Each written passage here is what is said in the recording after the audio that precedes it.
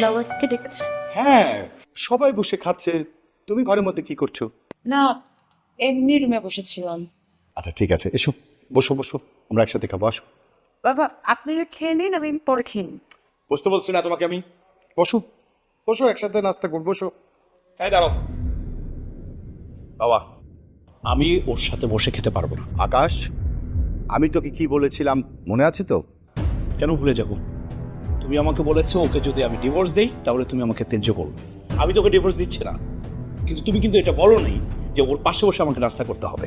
In fact এরকম একটা বিভৎস চেহারার মেয়ের সাথে আমি নাস্তা করবো, আমার মমি আর চোখে দেখলি।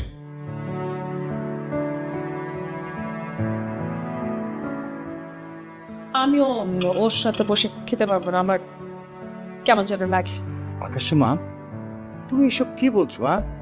আজকে নীলা যদি তোমার আপন মেয়ে